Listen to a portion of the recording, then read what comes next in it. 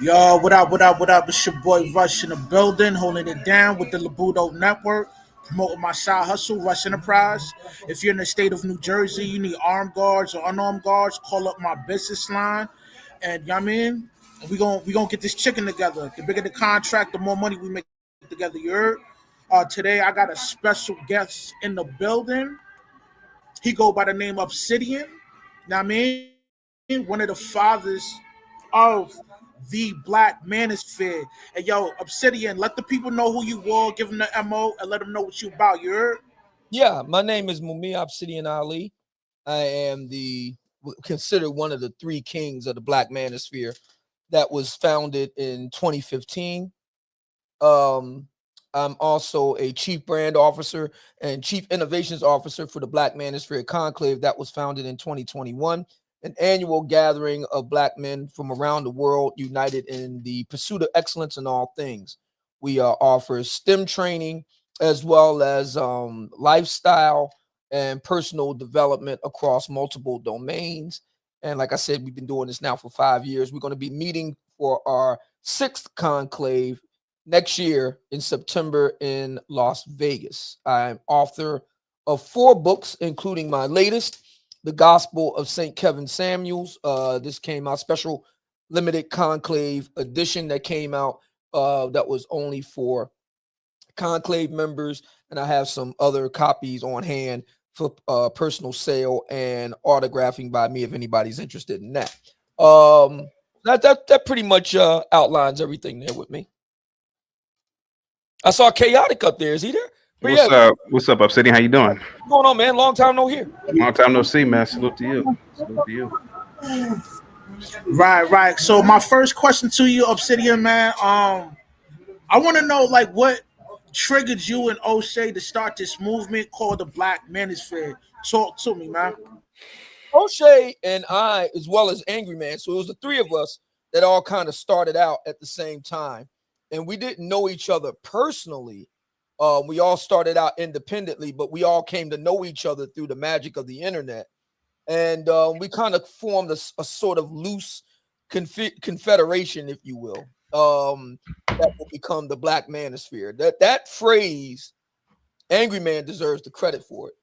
He's the one that coined the phrase, the Black Manosphere, to differentiate it from, the broader manosphere. To be frank, white manosphere. I got my start in the white manosphere in the fall of 2009. I started out as a blogger and a writer.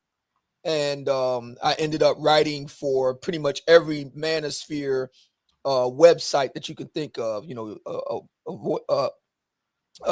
Return of Kings, which is Rush's old website, the Spearhead in Malafide, Just for Guys, the Good Men Project, and O'Shea's magazine, web magazine, called the Negro Manosphere, which is now defunct.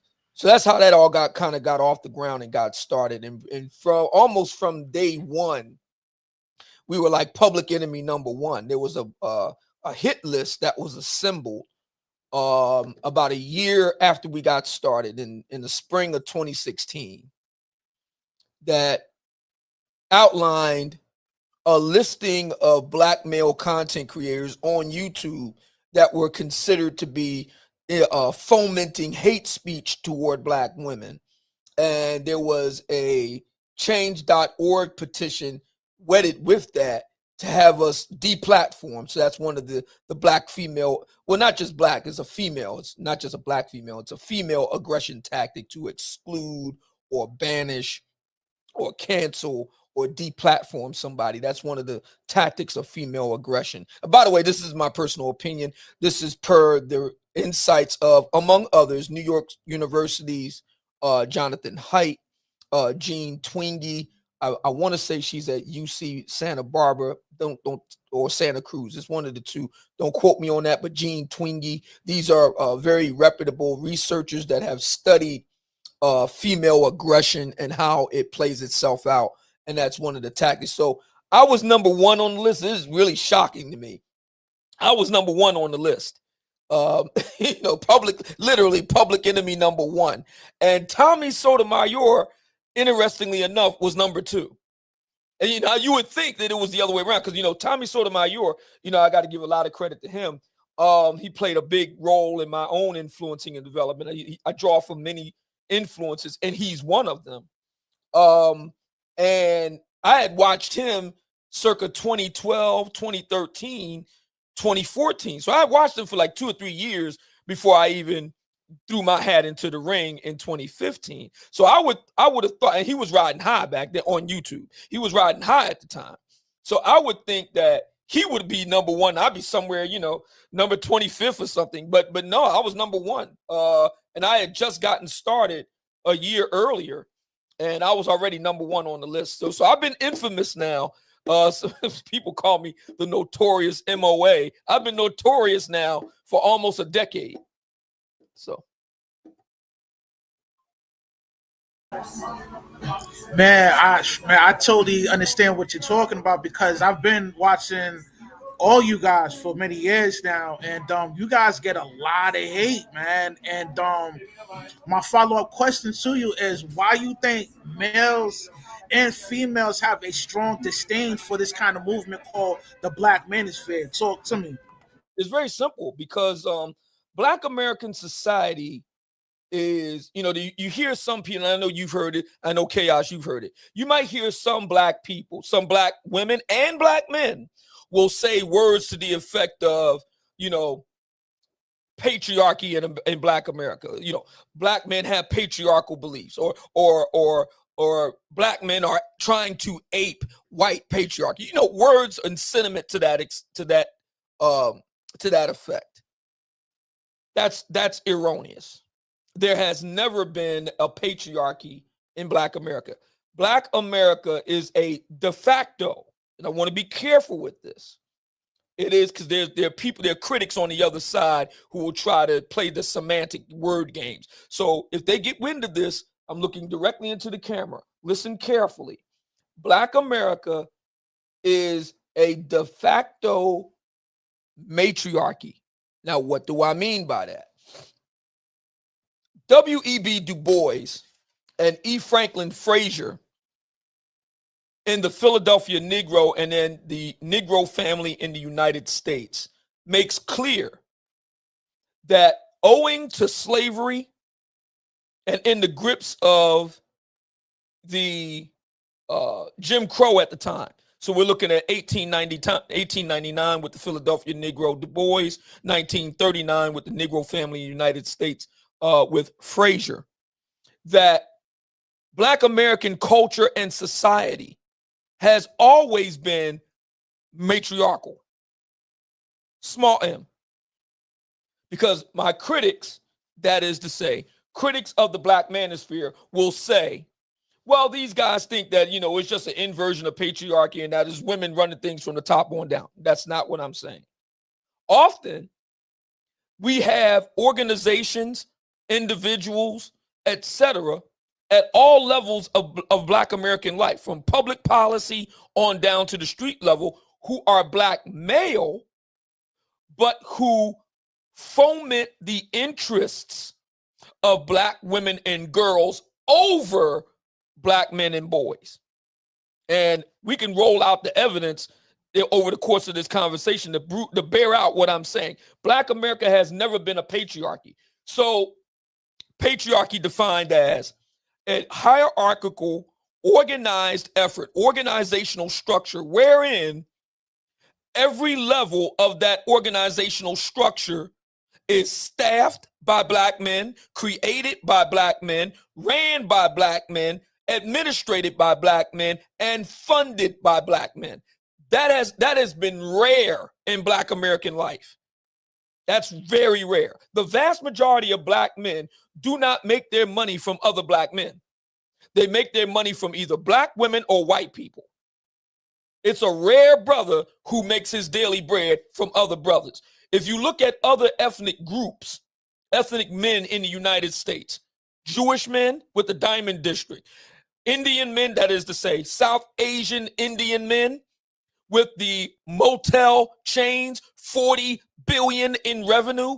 The East Asian groups, Chinese, Korean, Vietnamese, etc., the Italians and the Irish. These are examples of other ethnic groups of men, both legal and illegal, who have established patriarchies where it is top down the males of their particular group doing business and commerce, setting policy and procedure among themselves, with which the women of those groups are subordinate to, often in compulsory fashion. Consider this, my brothers. Black American women have a weight problem. It is something that is well documented by every governmental and research organization you can think of, from the Centers for Disease Control in Atlanta, Georgia, to Boston University's Black Women's Health Study, and everywhere in between. All sources agree. Black women have a serious weight problem, 60% clinically obese. Did you know that in Japan, the female obesity rate is 4.3%? And not only is that true, it's also true that Japanese women, when they clock in, they also have to weigh in literally. It's mandatory weigh-ins daily. That is a patriarchy. Mind you, this is after Japan was bombed back to the Stone Age in World War II. Hiroshima, Nagasaki, the world's first and to date only use of the atomic nuclear bomb, occurred to bring about the end of World War II in the Pacific Front in Japan. And yet, to this day, Japanese men impose a weight requirement on their women. When they clock in, they got to weigh in. That's imposed. That's compulsory. That is a patriarchy. Black men do not have any such control to compel black women to do anything. They can't compel black women not to lose weight. They can't compel black women not to wear Wookiee weeds. They can't compel black women not to talk greasy. They can't compel black women not to cheat. That in patriarchal societies, the men impose compulsory standards on the women. Now you could debate whether that's right or wrong. I'm not here to debate whether they should do it, shouldn't do it. Is it right? Is it wrong? I'm just telling you what it is. Black America is not a patriarchy. So when you have brothers like myself, Tommy Sotomayor, and others making the case that black men have legitimate grievances, interests, anxieties, fears, aspirations, desires, we are upsetting the established de facto matriarchal order of Black American society, which was put in place by whites. Black men have been systematically kept out of the great American capitalistic enterprise, because without enterprise, there is no patriarchy. You look at every organization on planet Earth of men. Since a lot of black men love organized crime, let's start there. The American mafia, patriarchy. The Russian mob, patriarchy. The Yakuza, that's the Japanese mafia, patriarchy. The Taliban, literally the government of Afghanistan now, patriarchy. The Islamic State, patriarchy. Boko Haram, patriarchy. Al-Qaeda, patriarchy. Even more benign states that aren't criminal networks like the Mexican and Colombian cartels, patriarchy. Even in societies that we're not talking about criminal syndicates or global terrorist networks, but just governments like the Islamic government of Islamic Republic of Iran, patriarchy. The royal government of Saudi Arabia, patriarchy. The secular Islamic government of Turkey, patriarchy. Every society that has a top-down hierarchical structure of men is patriarchal. That does not exist in Black America. So what the situation is with myself and my cohorts, Brother Labuto, is we are countercultural. We do not center Black women's issues or priorities as central. We instead prioritize black men's issues as central. We center black men and put black women on the periphery. We are the exact opposite of the way things are done in black American life, where black women's concerns are at the center and black men are marginalized. That is the reason why we have so much pushback, because we are counter-cultural in black American life. Black American life is de facto matriarchal. The black manosphere is de facto patriarchal. That's the reason why.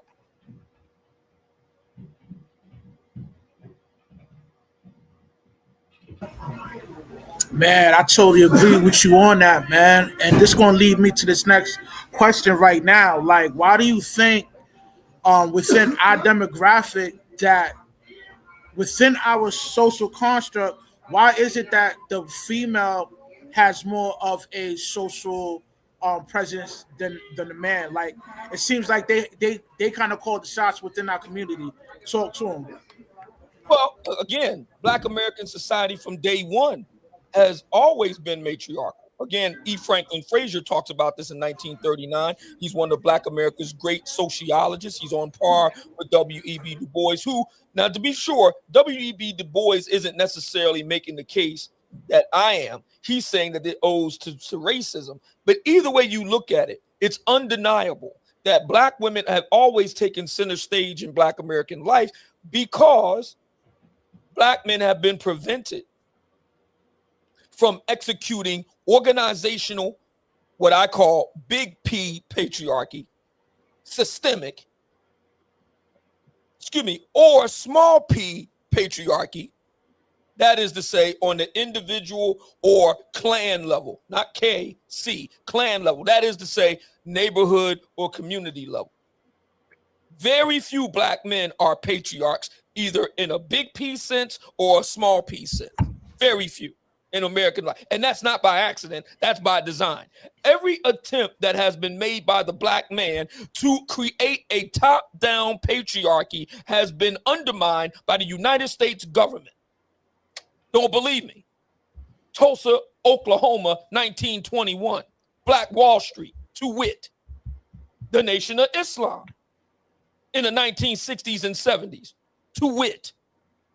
It is a matter of documented fact that the CIA was attempting to undermine and drive a wedge between Malcolm X and Elijah Muhammad. Now, to be sure,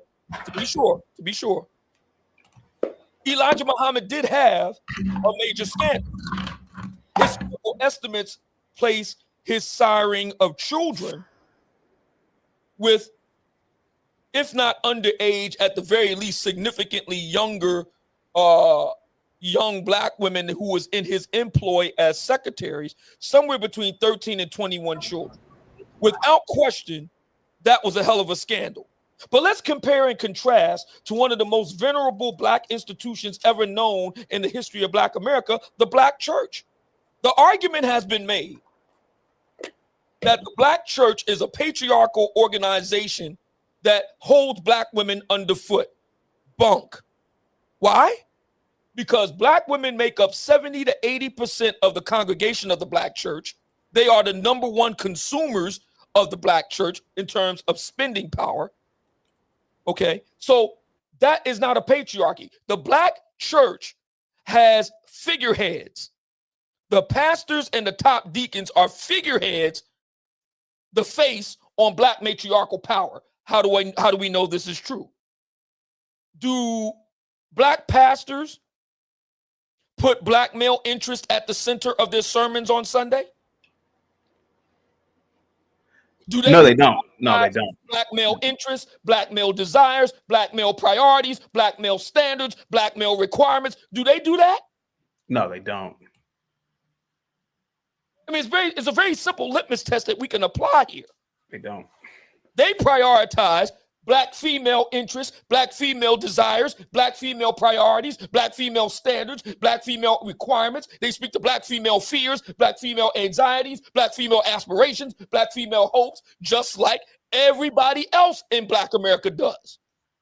Therefore, the black church cannot be a patriarchal institution. It has never been a patriarchal institution because patriarchies are organizational groups that are hierarchical in nature, that are owned, operated, funded, organized, administrated at every level, from the CEO to the mail boy, men. And the black church has never been that.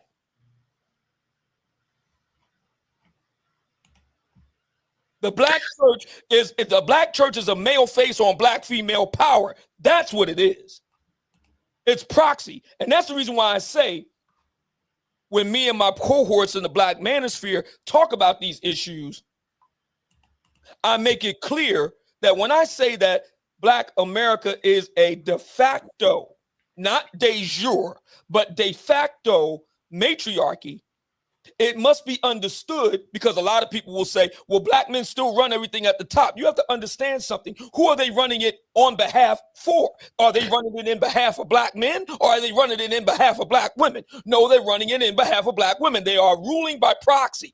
The black women are ruling the black men by proxy. Let me give you. If the black church was centralized, like the Catholic Church, right? You know, the Baptist Church isn't. There's no centralized hierarchy at all in the Baptist, and most blacks are Baptist. Do you think that the Black Baptist Church needs to have some sort of centralization? Well, absolutely it does. But in order for that to happen, there has to be a hostile takeover by black men who are going to go in and retake the black church, retake the black church in terms of congregation size, retake the black church in terms of funding, retake the black church in terms of setting forth policy and procedure at every operational level. That's what would have to happen. They have to retake the ship. So that would mean that black men would also need to have other institutions like the Catholic Church, so philanthropic organizations, hospitals, schools that give the church itself strength, right? So it's very complex. But do you think that we can do it, or black men can do it? I think most black men are black female identified. Yeah. There's this argument among some on social media. Some black women, some black men, that will go something like this. If a black woman is friendly to black male desires, interests, points of view, worldview, and so on, they will be regarded as a pick-me, as a mammy, as a mule, as a suck-up, a cat's paw, etc. Some of these people will use the phrase black male identified. Yeah. You probably heard that. Now, I disagree. I would argue that those black women are the exceptions that prove the rule, because the vast majority of black women and black men are black female identified. Let me give you some evidence. I'll give you the proof. I just celebrated my 57th earlier this week. Happy birthday. Thank you. And I cannot remember a time when I have not heard that black women outpace black men in education in my entire adult life. Yep. We're looking at the better part of 4 decades. Black women outpace black men educationally. But in a patriarchy, boys are prioritized. Boys' education and training takes precedence over girls' education and training. Yeah, because in the patriarchy, a woman is pretty much supposed to be domestic. Correct. And that really should. Yeah. Correct. Yeah. So I agree with you. Yeah. So that right there, that piece of evidence that we all can see, that, and most people listening right now would agree with, tells you that there's no such thing as a patriarchy in Black America. Black dads are the main boosters for black girls being educated. But see, they don't. There's that. And we know that's true. But you got to take it a step further.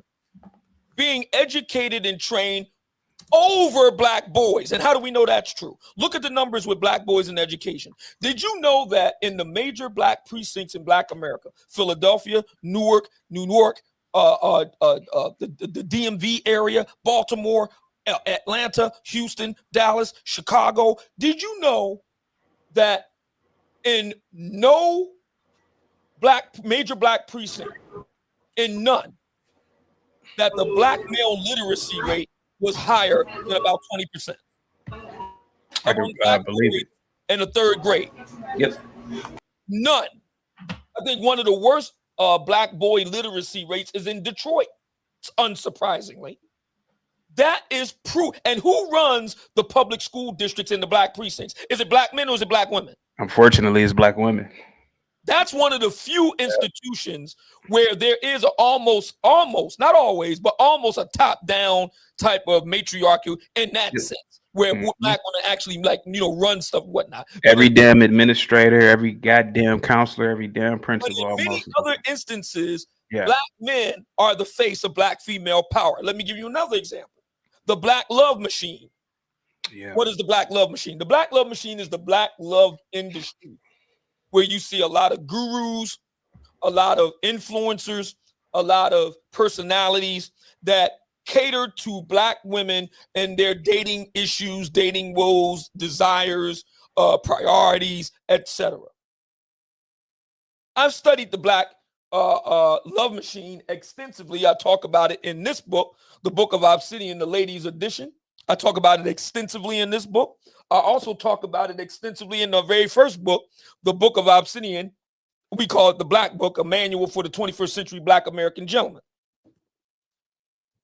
The Black Love Machine is almost to a man male. It's very rare to find a black woman with a major platform that has a black female audience talking about black love issues. They exist, but they're rare. All the big names are black men.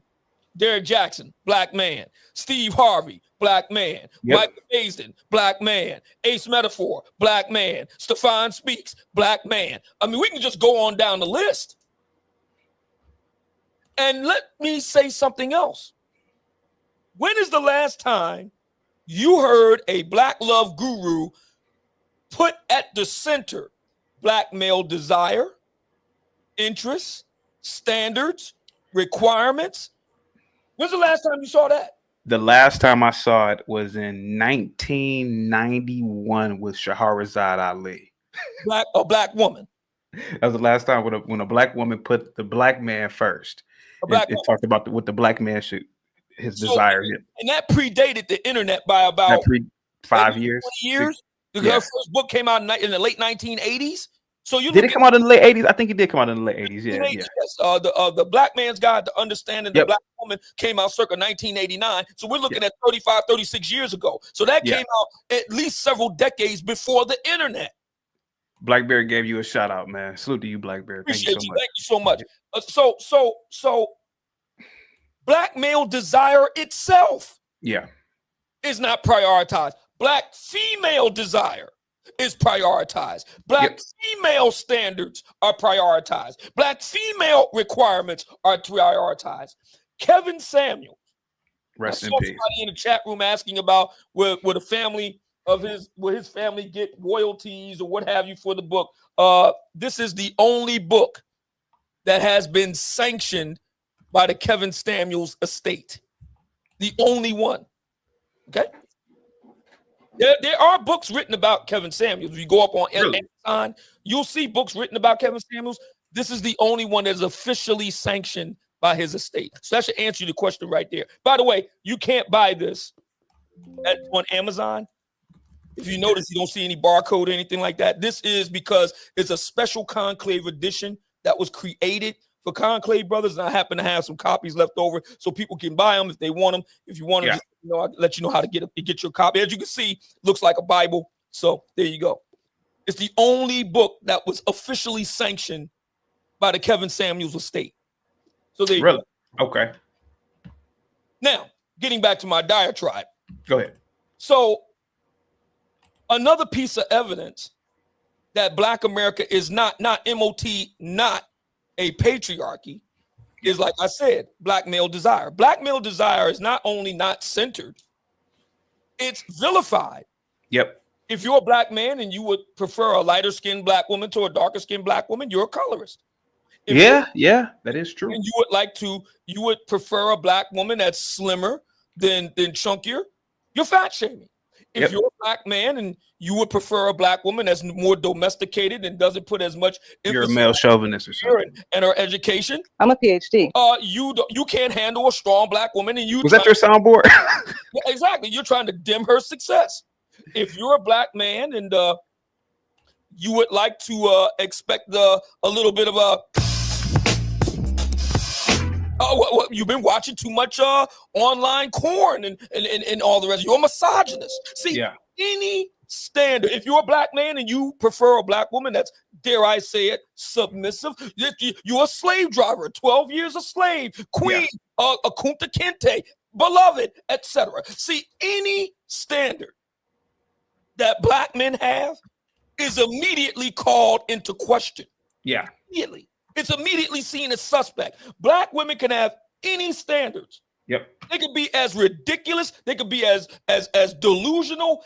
Doesn't matter. She has a right to those standards, and there will be those who will fight to the death for her to have those standards. But if a brother has even modest standards, there's a problem. That's more evidence that Black America cannot be a patriarchy. It is a de facto matriarchy. Why do you believe that the black man does in this society, there's this belief that the black man should not have any criteria? Where does that come from? Well, it comes from the idea that out of slavery, again, E. Franklin Frazier, Negro Family in the United States, 1939. Familiar with that book? Oh yeah. I got a female in the back. Do you don't mind if a female comes Absolutely on? Not. Okay. I welcome it. Okay. Black America is a matriarchy. So that we're clear, I'm not saying top down everything is ran by black women. I'm saying that the interests of black women and girls are put at the center of the black communal discourse over and above black male and boys' interests. And we see the evidence of that. I mean, the evidence abounds of that. And we can go in all kinds of different directions with this. My brother's keeper, Barack Obama. Mm-hmm. President of the United States and leader of the free world, cut off at the knees by black feminists, led by Kimberly Crenshaw. Kimberly Crenshaw also cut off another brother at the knees, Minister Louis Farrakhan, circa 1995, the Million Man March. Do your research. She led the charge against that.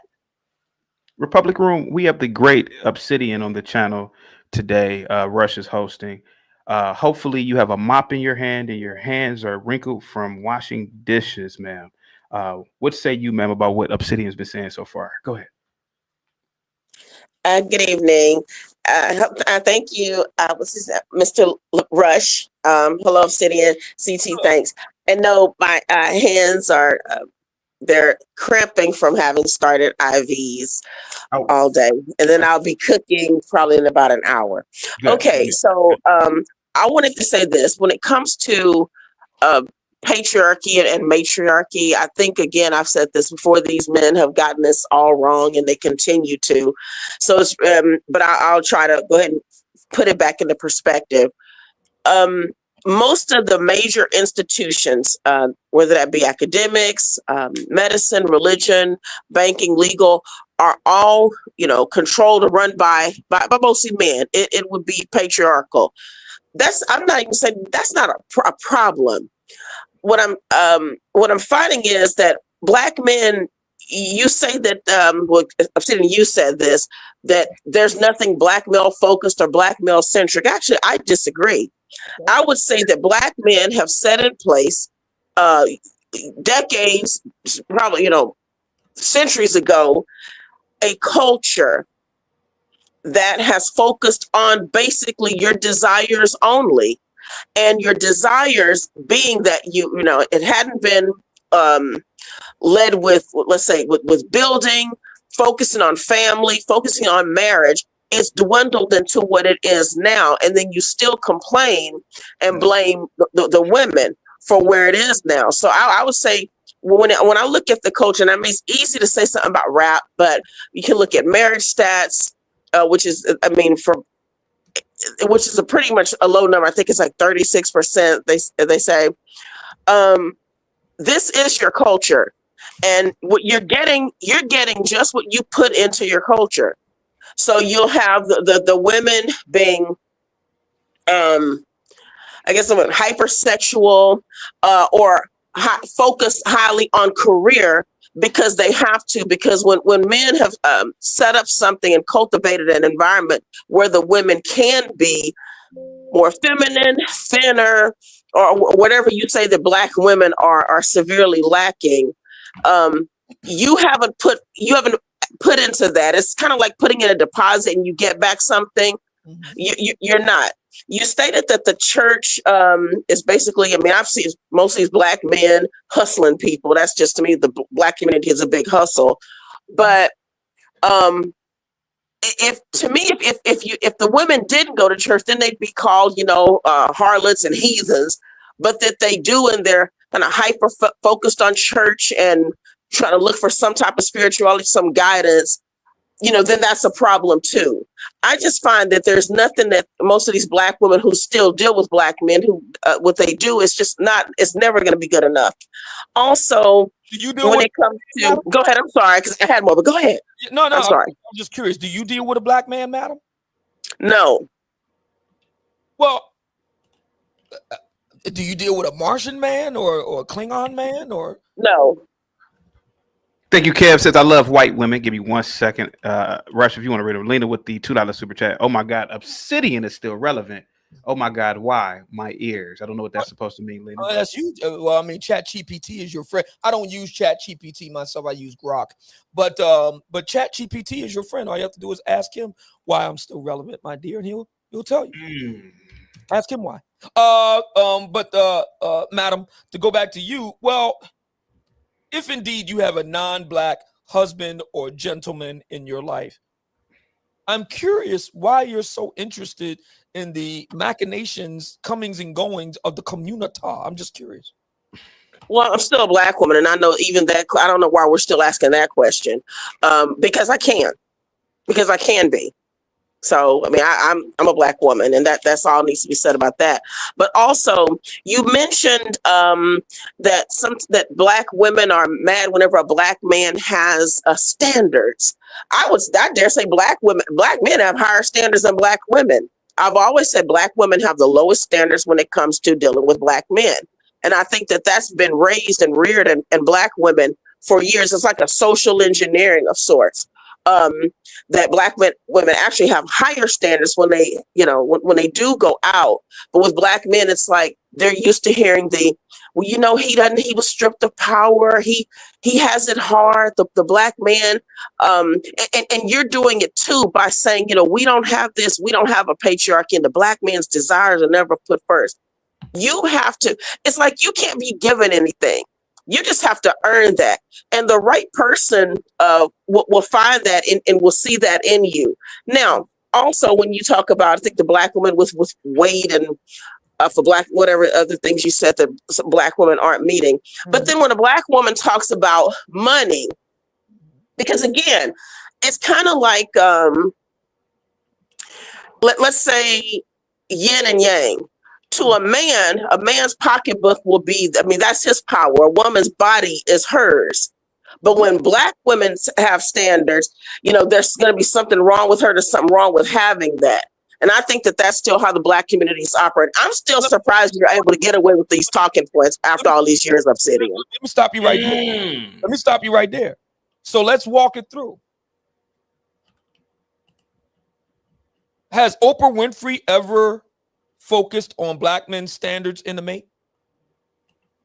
Oprah Winfrey doesn't have to do that. Why aren't Black men? Black men just need to do that. Oprah doesn't owe you that either. And I think Oprah put lots of Black men through college. Adam, it's a very simple yes or no question. So the answer is no. The answer is yes. Madam. Has Essence magazine, founded by Black men in the early 1970s, I remind you, has Essence magazine ever focused on the desires, standards, and requirements of Black men? I don't know that I really don't read Essence magazine. And which issue are you talking about, Obsidian? Because I know, I mean, again, you're using magazines. That's fair. Obsidian. Yeah, you're using magazines. Madam. I'm sure King magazine did, though, didn't it? King magazine. Madam. You don't read Essence. That's fine. I'm not saying that you have to read Essence. I'm just asking some simple questions. Does Steve Harvey, a name you're probably familiar with, has he ever centered black male desires, interests, and standards and requirements in a relationship on his shows, on his platforms, in his books? Has he ever done that? Well, as a patriarch, Steve Harvey did give black men advice on what they need to do as far as getting manhood advice. So, Madam, I did not ask you that question. Center your own self. Yes, he did. His book, the book that he copied, actually stole the title even from the black woman. I'm answering you. If Obsidian, allow me to answer. Yes, Steve Harvey has done that. He sure has. Had black women on his shows who have run out long laundry lists of requirements. There is no black male equivalent. Period. Period. Nowhere in Black American society will you see a major media figure that deals with black love issues, specifically focusing on what black men want. And that's my point. I think that's the whole entire culture anyway on what black men want. If black women wanted more and higher, the black community would look a whole lot differently. Thank you so much, sophisticated jerk. Go ahead, guys. You agree it's true? I didn't agree that was true. You don't agree it's true? I don't agree that that's true. I'm saying that you have a culture that looks the way it does because black men have not operated in manhood like every other man has to. Obsidian. I want to be clear. You don't agree that none of the major voices in the black love scene have ever focused specifically on black male desire. You don't agree with that? Black men's desires should be about making money and building up yourselves. So in your love desire, listen, your love desires will come when you complete those other things. Madam, are you looking for a community to focus on your desires? Your personal commentary is irrelevant to the facts. Actually, it's not. Your personal commentary, your feelings, how you feel about it, and all the rest of it. No, actually, that's what you're doing, Obsidian. It's what you feel about it. I'm giving you. This is no emotion that I'm bringing. I'm saying that there are standards. Just meet the standards. About black women, how I feel about myself, how I feel about Chinese people is irrelevant. I'm looking at the facts, madam. The facts bear out what I'm saying. The facts bear me out. But you have no facts. You basically just have an opinion. You're saying that the black community is a matriarchy. I've said no, that's not true. That's not. It's not true. It's not a matriarchy because you have to define the black Obsidian, the black community. Okay, go ahead. My sources, madam. You have not cited your sources. What source do you have? You use E. Franklin Frazier. Yes, and. Yeah, okay, but let me tell you what a matriarchy is. Are you familiar? Yes, I'm familiar. But you this is how you all tried to break down even the Moynihan report, which you failed at because if you really read it, black men wouldn't be utilizing that one bit. Thing about the Moynihan report. Chaotic truth. May I please describe what let's say what matrifocal is, which is what I think the black community is. What does that have to do with my statement, madam? Well, it does. If you said it was a matriarchy, so I was gonna. I said a de facto. I just want to interject. Yeah, but it's not even de facto because it's not a matriarchy. Madam, I explained exactly what I meant. But I'm going to explain what I want in case the audience doesn't know. I just wanted to. I said what Daniel Patrick Moynihan, madam. I cited. Well, no, but because he copied E. Franklin Frazier too with some of what W.E.B. in his report. I cited W.E.B. Du Bois and I cited E. Franklin Frazier. I cited two major black sociologists. Two. And the black community still isn't a matriarchy. Just because a woman is raising children in a home by herself, let's say she's widowed or she never had a husband, does not a matriarchy make. It's not a matriarchy. I said because that woman still has to depend on and rely on systems run by men. I said nothing about it. Moreover, I said that black men are often black female identified. Let me give you some evidence. Last year, in the presidential elections of 2024, 78% of black men turned out in support of Kamala Harris. That is the largest share of that's the largest share of male voters on the Democrat Party side. They lost ground with Hispanics, they lost ground with white males, but they continue to have a near 80% support rate for Kamala Harris. That's a fact. Thank you so much. Them Leo says Obsidian, she hates black men. It's a waste of time. I don't think Republic Room hates black men. Thank you so much, Sophisticated Drake. Go ahead, Republic Room. Go ahead. It's always about emotion, and that's another thing I wrote down. I was going to make this point before he even said it. It's always going to come down to who you hate or who you don't like, and it's always a black man. She just hates the black man. So, but when it comes to that voting block, I know it's not going to be anytime soon that black people won't be expected to vote for the Democrat Party and being on the liberal plantation. So that's a given. Black people don't even. It's not that it was about Kamala. It was basically that it was about black people have been raised for years and years to hate Republicans. They've been seeing the Republicans as racist because black people refuse to go, dig in a book or look around them. So that's pretty simply put. Now, when it comes to patriarchy again, Obsidian, you realize it's kind of like people wanting to have, and maybe this is how society's set up. I mean, in your own family, you can be whatever you want to be, but that doesn't mean that on the outside it'll be that. So all of us are underneath structures and hierarchies. We all do. But what I see that black men have been trying to, I guess, maybe trying to shame black women into, like, let us lead, give us this. You see that they're putting the black woman in front of us, and this was done on purpose. I just find that there's no other men who can say that and hold their faces high, and show their faces. But this has been rhetoric from black people for a long time, and especially from black men, that you're owed something.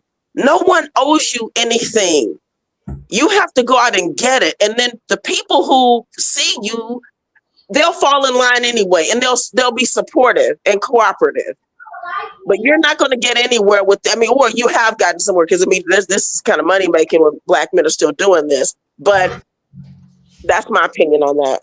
Well, I like to respond, and then we can move on to some other panelists here. I'm glad, Miss Republic Tea Room, that you made the parting shot you did, because it goes back to redoubts to my major point. Black men have been kept out and prevented by law, custom, and at the point of a gun from participating in the great capitalistic enterprise to such an extent that today venture capital funding to black male startups, black male-led startups, is only 2%. In the year 2025, black men were locked out of the Gilded Age. Black men were locked out of the boom after World War II, and black men were locked out of the .com era.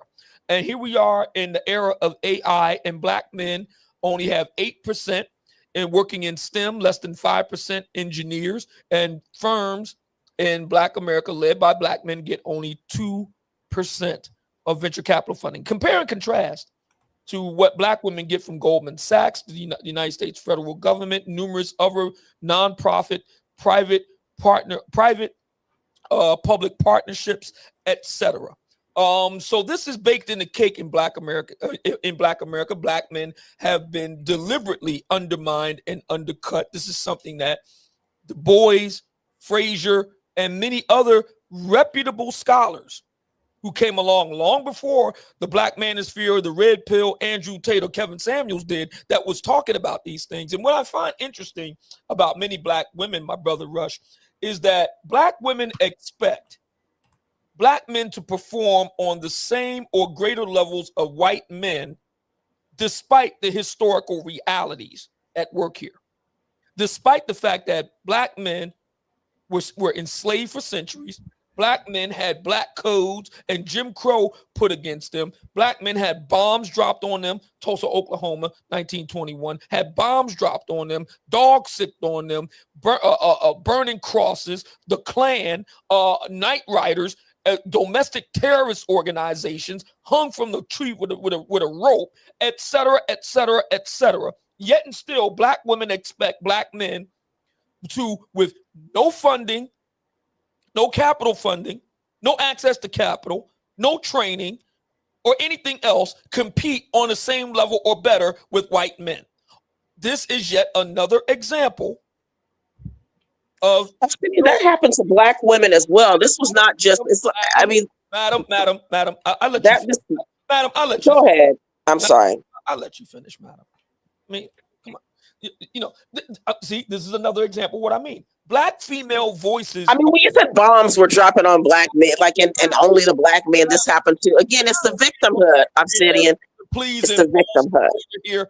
Rush, can we impose some order here? Can we do that?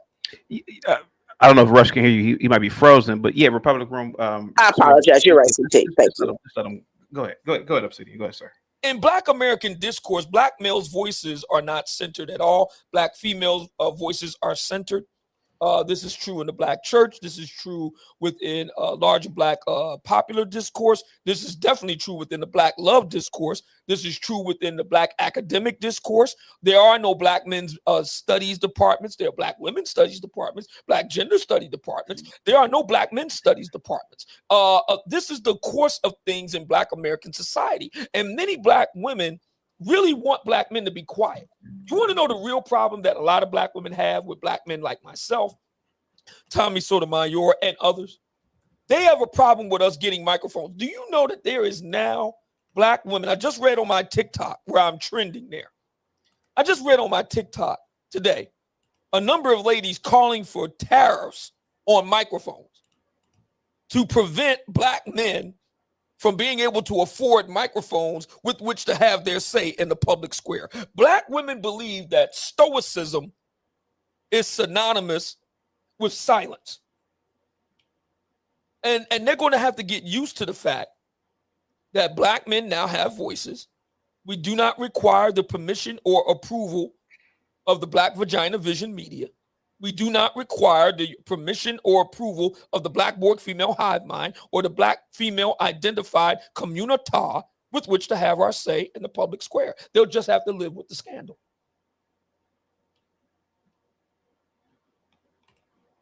Republic? Can I ask you a question? Hold on. Let Republic respond. Yep, give me some. Yeah, I got two responses. Hey, JP, I would say this. Perhaps it's not the black woman keeping you underfoot. Maybe it's this white man and the other men, these other male groups, these other family structures. Because perhaps what they see, because you do have a microphone, and black men have not been, you've not been like told not to speak. Black men have always had a microphone and a sounding board to get off their rants about black women and what the world has done to them. I will say that perhaps maybe when other men see men talking about what's owed to them, and then they are, looking at a woman as getting something that they're not. Maybe something primal in these other men says that, man, these guys can't really be trusted. Perhaps it's that. So it's not black women keeping you underfoot. And let me just end with this too. I'm waiting to see this, whatever these benefits black women are getting, truly benefit them, because it seems that it really hasn't. So anyway. Well, madam, I mean, black women are the handmaidens to white supremacy. There is a well-documented history of black women willingly laying down with the colonizer and the slave master and the slave driver, both here in the United States, throughout the Caribbean, in the Afro-Latin diaspora, and as well on the African continent, where black women willingly laid down with the colonizer, willingly laid down with the slave master. We have mucho evidence in support of that. And we still see Negro bedwenchery in our midst right now. So the excellent book, The Dating Divide, makes clear, came out in 2021, published by the University of California Press, made the point that black women seek out white men on online dating apps more than any other racial group of men, including black men. It's just that white men don't respond to them at the same rate, but they reach out to them more than any other male group, including black men. That is a fact. The Dating Divide 2021. It's an excellent book. I strongly urge that you go and check it out and read it. Excellent read.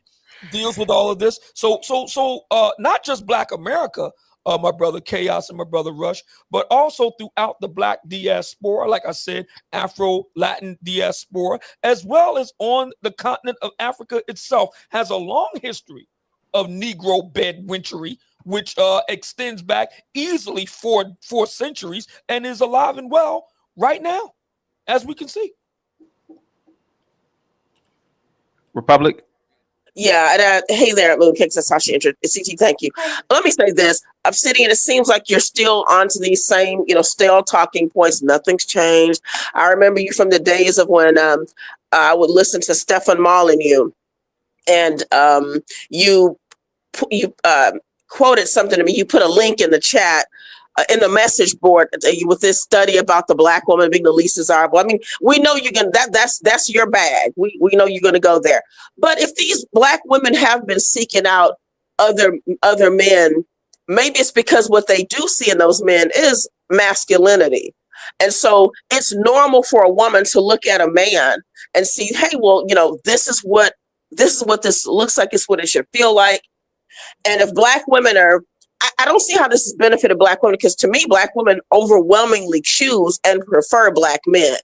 So I'm just not seeing what you're talking about. And we also have to look at these sample sizes, how many, which sites. But just to say that, well, Black women you want white men, they don't want you. This is kind of the nanny boo boo that you kind of throw out a lot. And I just haven't seen really that be the case. Well, madam, you would have to read the book, The Dating Divide, which I know you haven't read. Yeah, I likely won't. I likely won't. But what I would like for Black women to do is just Black women, madam, get to exercising, take care of yourself so that you don't have to feel beholden to Black men who keep preaching weakness. I've seen that everything you said is victimhood. Have you read the book, madam? It's still victimhood. But madam, have you read? Right. Well, thank you. No, I haven't read that book. Exactly. Can we move on? And it likely won't be on my reading list, but I can look around and see that you're still complaining, Obsidian. So if these Black women are so lowly, you don't ever have to worry about. Real quick. Lawrence with the $5 super chat. Republic Room. Do you think Obsidian looks attractive to you? Go ahead. Why does Lawrence argue that? Lawrence, no, I'm not going to do that. No, and stop it, Lawrence. I think JP had a question. Then I want to get Moon. Then I want to ask Obsidian a question. Hey, what's going on? Huh? What's going on, Jay? How you feel? If they keep saying that my mic is low, does anybody have a? Let me try to make some corrections on the back end for my part. All right. You want to do a testing real quick? Let me see. Yeah, I mean, the number of people were saying my mic is low, so maybe I turned it up on the back end here, so it should be good. Okay. Right. What's going on, Jay? How you feeling, man? What's going on, Obsidian? So when you hear this Black woman and the history that you share a lot of the same arguments. Mm-hmm. I noticed that playing this money game, playing this educational game, this power game, I think that's the white man's game. And so we lost in that. Like if they said, I was always told life is like a game of chess. And what happens when you cross over and check your opponent? You take his queen. So when you look at Republic, she don't care what anything you have to say. All this, what she gonna do is gaslight you and like blow dust up you in your face. Why? Because a lot of Black women, including the younger ones coming up, it could be my daughters as well. They have been captured by the white man. They've been reprogrammed. They has been deprogrammed from the black man's program, meaning like the Black woman's hair, the froze, the natural Black woman's face, and who out the bell. So now what you see is the white woman's wig, the white woman's face, the white woman has eyelashes, and so on and so on, right? So what I have noticed, I want to get your answer on this. Do you think it'd be best for us black men? Because it seems like playing the money game, we're not gonna get nowhere with that, especially when we're not dominating within that. Mm-hmm. So do you think we should create something different where we dominate in? And an example of that, when you think about the rappers, when you think about the dudes in the ghetto, they created their own. I'm gonna say we. I'm part of that community. Mm-hmm. We have created our own direction. Mm-hmm. A lot of people they think negative about it. Well, I could say the other side is negative. That's not our definition.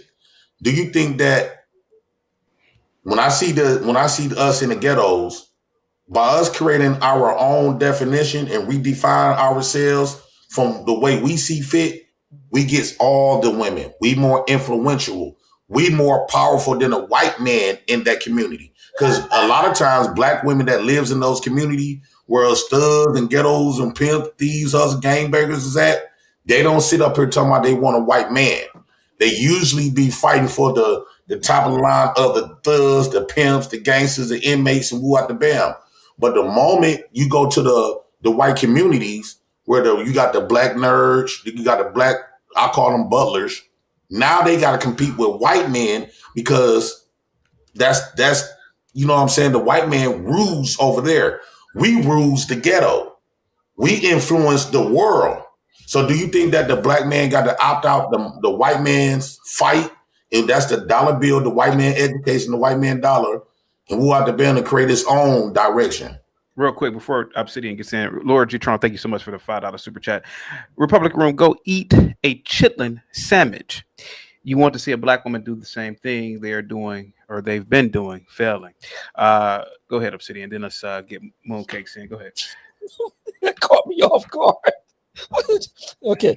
All right. So, chicken sandwich. Okay. You choose a different fight. Yeah.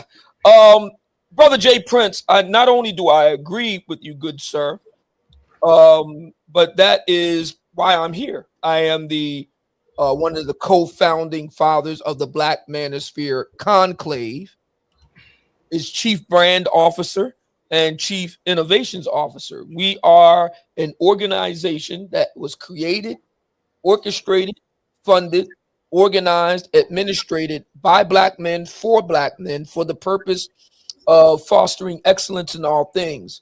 We have put over 1,000 brothers through our TOU University STEM program. We have over 300 brothers now working in big tech, making six figures. We have generated over $10 million in salary since 2021. We've also been responsible for fostering 5 marriages of black men to African women from Morocco to South Africa in the past 2 years. We're at our 5th conclave in Miami in September. We launched our 5F conference for black women.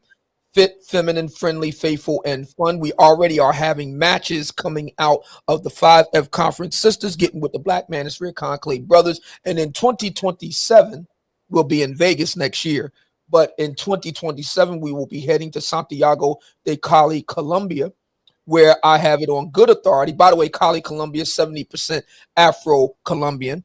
And I have it on good authority that the ladies are waiting there for us in nice, beautiful summer dresses and trays of food. So, yes, brother Jay Prince, black men must build their own hierarchical, organizational, patriarchal organizations, top down at every level. Black men orchestrating, owning, and administrating and funding their own initiatives. And the lovely ladies, they have a choice. They can either join us, or they can step aside for the ladies of the world to do so. Can we get more? Oh, go ahead, JP. Go ahead. Yeah, because a lot of stuff you was naming like the money and stuff like that. I still think that's Eurocentric. It still will be competing with the whites because we already know on every dollar of those bills, the white face is still printing on that. What I mean, like, and I respect everything you're saying, right? Like for an example. I'm talking about some stuff where it'll be difficult for the white man to duplicate it and compete with it. Like when you go to the ghetto, we have our own personality. The only thing they can try to do is try to emulate it, but it's so people gonna know who you trying to emulate it when you try to practice that if you're not a black man, right? The slang, the rap, the ghetto. We teach people like from my perspective, because I really don't have these type of problems with black women from the ghetto. We teach people how to wear their clothes, sagging, baggy, don't matter, whatever we call it swag. We teach people how to eat their food, soul food. We teach people how to pimp out their rides. We teach people how to rap, sing, play basketball, and so on and so on. So we has an impact not only here in America, but we got people emulating the supposed to be the degenerates across the globe. You got people in Europe trying to bang and do drill music like King Von from Chicago now and Woo Out the Bam. You got people trying to sell a little dope from the black, even though other races does it, but they do it in the fashion of the ghetto black Negro in America. So we created our own definition and our own image. No matter if it will be labeled from everybody that's not black or that's not the Negro, it will be labeled as degenerate. Making money, I understand what you're saying because you building your own independence. But how much independence is it? Because I always say to CT, I landed with this. I always say to CT, I don't care how far you try to remove yourself from the white plight, as long as you still hold on to their money, hold on to their education, hold on to their Bible and their Eurocentric beliefs, they still have power over you because you still got to go through them to receive and gain all of that. You make an interesting point. You know, there's a quarter zip movement. You see, I have a quarter zip sweater on among younger black men, which I have found to be a excellent development because there has been this argument that goes something like this: younger black men. I don't like the phrase YN personally. I prefer the phrase young adult or young men personally. The argument goes that young men, older men are having this schism, they having this big falling out, and all the rest of it. And that has not been my experience, sir. At the Black Manosphere Conclave, we have about roughly 20% of Conclave brothers are under the age of 30, in between 18 and 25. And I've had wonderful experiences with many of our younger men coming to me and the other elders in the Black Manosphere Conclave for advice and counsel on a whole range of topics, not just women. Matter of fact, we actually talk very little about women at the conclave. The bulk of the business is about personal development, self-improvement, technical training, self-defense, business and investing, real estate investing, crypto investing, stock market investing, and so on. You know, the passport bro, a blue book gentleman, lifestyle, etc. And we've had wonderful interactions with younger brothers. They look up to us for guidance, counsel, and advice on all matters. And they even want to emulate us, our business or business casual attire, as you see me in my office studio right now. So I think that the quarter zip movement, which has taken the world by storm and is all over the place, is a most welcome development. Many people have even suggested that they might have been influenced or inspired by the Black Manosphere Conclave. I would like to believe that that's true. Real quick, and that's a good answer. Mooncakes, you're Hi. sitting. How you doing? You're sitting next to a living legend. What say you about his rhetoric? So there was a few things. I know I came in later, so there was a few things I'm going to touch on that are kind of past. A big thing for me was when I heard him discuss preferences, or that like men's preferences are kind of overlooked, and black women tend to have this long list that everyone considers. But if we're being completely honest, especially like socially, black men's preferences are considered every single day. Like the idea of, I think he mentioned like body weight, skin tone, hair type, everything like that. It's very predominant in our society. Like we see it on all of our social media, we see it on TV. And I don't think it's something that should be dismissed. But as soon as like Black women say, okay, you know what, here's a list of things that I would like, it somehow becomes an issue. And I think for Black women, they're put on this, I don't want to say pedestal, but they're criticized so intently and so heavily when Black men are allowed to kind of do whatever they want to do. And I think that it's easier nowadays for Black men to push a sort of responsibility off of themselves and onto Black women. And I've said this before. I said Black men have no problem competing with Black women, but they won't compete with white men. And the reason for this is that I don't think they can, and I don't think they know how to. So it's easier for them to criticize and demonize Black women who do a lot of the work in these communities. And I'm not saying that Black men don't do any work in the communities, love Black men, but a majority of it is done by Black women. Now, if we want to talk about real life action, what happens in real life, then Black women usually get more results.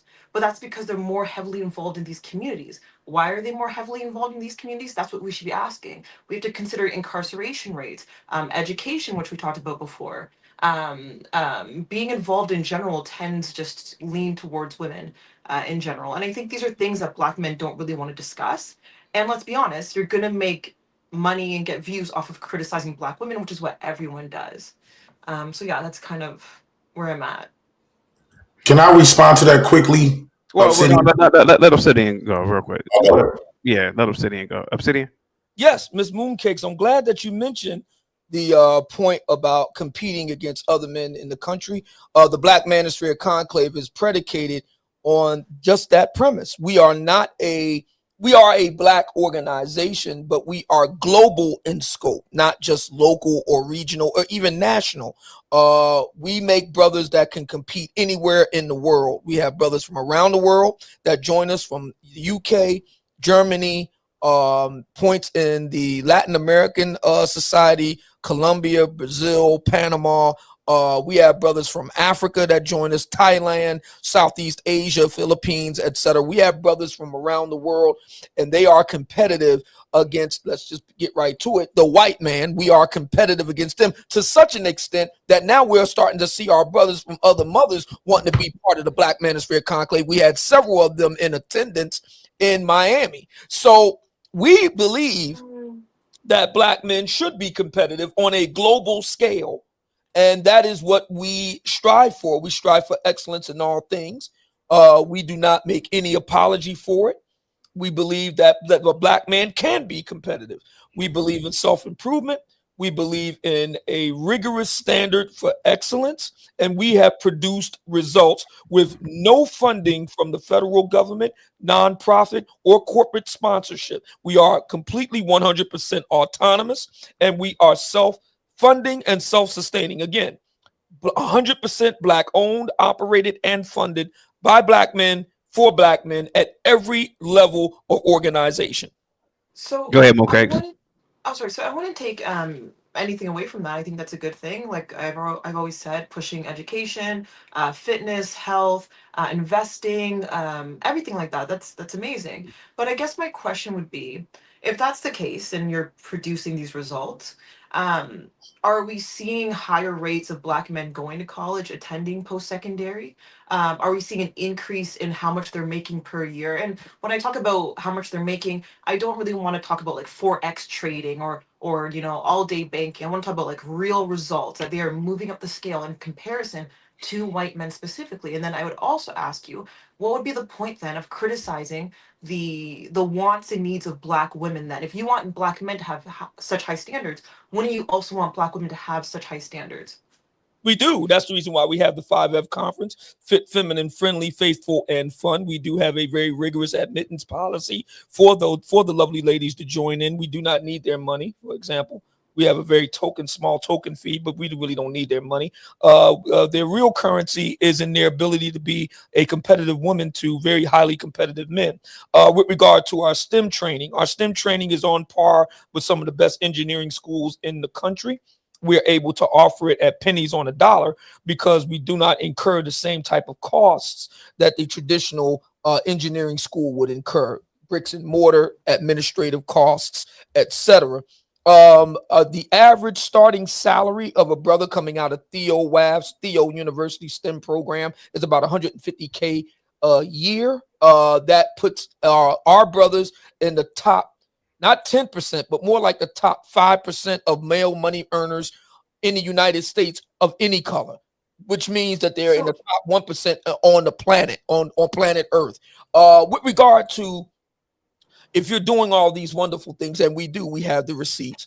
If we're doing all these wonderful things in the area of STEM, we're not doing Forex trading or anything like that. We're talking about science, technology, engineering, and math. We crushed our inaugural goal starting in 2021, a goal of getting 300 Black men into the STEM pipeline, making salaries in excess of $120,000 a year to start. We met that goal in 4 years as of our conclave at the Houston Four Seasons last year. With regard to why do we critique Black women? If we're doing all these wonderful things, there is a view, Miss Mooncakes and others, that hold a view of men in general, Black men in particular, that goes something like this: we are simple-minded creatures who can only handle one task at a time. Something similar to Gigantor. When I was a kid growing up, there was a cartoon called Gigantor, and he was a gigantic robot, and he couldn't do too many complex things. He would even scratch his head sometimes. The idea that Black men are Gigantor is the height of sexism. You can walk and chew gum at the same time. You can become the best versions of yourself and still air your critiques of Black female behavior. The two are not mutually exclusive. We do both excellently. May I ask Mooncakes a question right quick? So Mooncakes, you say that we need to get more educated and stuff like that, and Black women getting all this criticism. One, as far as with the educating part, is that I know you have seen Black men that comes on these platforms who have voiced their opinions about Black women. They are extremely educated, and guess what they are arguing? Black women don't want them.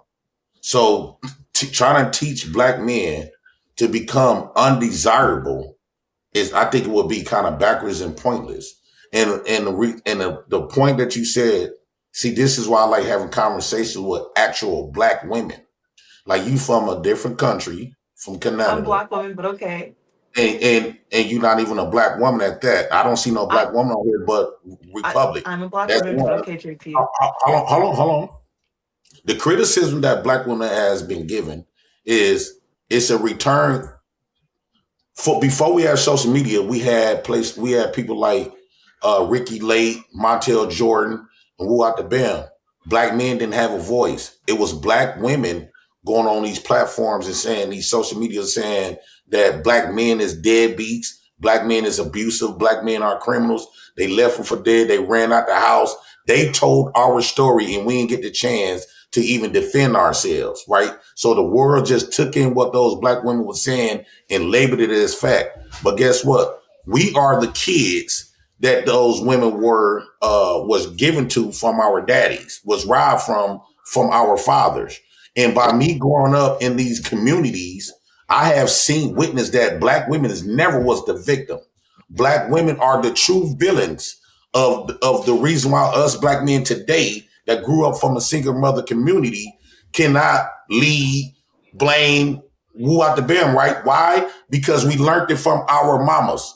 The Black community is a matriarchy. The woman made the last say so. It was the woman. And if you never lived in those environments, you can't gaslight us Black men to say that we need to stop voicing of what we experienced and what we have seen every day for the past 50 years. It was the Black woman. The reason why we got a lot of violence is not in those communities, Mooncakes, where Black men is very fluent, going to school, making money. It's from the communities where the government told the Black men that the best interest of that child is to be with the mother. That's where you're going to got all the Black men that's dying at. That's where you got all the Black men that's selling dope at. That's where you got all the Black men that's toting guns. That's where all the Black men is going to prison at. Black women will start off with 5 kids, 3 boys and 2 girls. 3 of them dead. The 2 girls pregnant at 14, and she never leave that community. You cannot tell me that, one, you don't live in America. You never lived in these hoods. I was born in it. I was raised in it. I got stabbed in it. I got shot in it. I got 6 cousins that's dead in it. My auntie, my black cousin, Trail, wanted to be a basketball player. He was cold, better than Iverson to me. I played with him. And his mama called him gay. So what he ended up doing? He chose the streets. He in and out of prison. His little brother got killed. You cannot gaslight us black men, especially when you don't live it. It was the black woman the reason why I say I criticize. They are. I'm gonna land it with this. I criticize black women because black women chose to be the leaders. She said that I'm gonna be your mama and your daddy. So how we turned out, you are fully responsible. The same way I got all my daughters, when they turn out bad, I'm fully responsible. Different. Sorry about the long. No, it's you know, it's Obsidian's the guest, so sorry, Obsidian. No, you good. Mooncakes leader, Miss Oshun, what's up, Miss Oshun? You guys have anything to say? Yes, because I mean, if he could be responsible for his children and he's a male and a father, how come the other men couldn't be responsible for their children? And you talk all this game. You literally talked about how your father left you. You give more. Do you have a question for Obsidian? No offense. It's about Obsidian today. It's Rush invited him, so it's no offense to you, Jay. It's just you don't want to waste Obsidian's time. Go I'm ahead. sorry. Yeah, I'm sorry. Hi, Obsidian. How you doing? Hello. I'm glad that you were able to make it. Since you've started on this path and journey and trying to give black men a voice, what have you seen some of their biggest complaints, and how do you see them improving? Cash Flow Hustles, thank you so much for the $10 super chat. JP on fire today. It happens every once in a while. Thank you so much. Go ahead, Obsidian. Go ahead, sir. Yeah. There are a number of things that black men seem to be concerned about in my 10 years of working with black men. 5 in particular at the Black Manosphere Conclave. Black men are very concerned, speaking of being dads and fathers, black men are very concerned about being good fathers to their children. We know this because we do exit surveys every year. Every year that we have a conclave, immediately thereafter, we conduct our exit survey. And our exit survey from last year's conclave indicates that one of the big concerns that black men have is about being good fathers to their children. You probably are aware of this, or maybe not, that the CDC and the United States Census and the New York Times, through rigorous investigation, has found that black dads are the best dads of all. Spending the most time with their children, dressing them, bathing them, reading to them, and so on, more than any other cohort of men in the United States. And we do realize that, many single mother-led homes and broken homes in Black America is an issue. A lot of black men in the Black Manosphere Conclave, having small c conservative values, are very concerned about being good fathers and husbands. Some 80% of black men, conclave brothers, I call them, some 80% of conclave brothers have indicated a desire to be married or in a long-standing publicly acknowledged relationship. So that's a major concern for a lot of brothers. A lot of brothers are very concerned about being good dads. Of course, a lot of brothers are concerned about upskilling themselves to meet the demands of a 21st century, starting first and foremost in STEM, science, technology, engineering, and math. That is the tentpole of the Black Manosphere Conclave.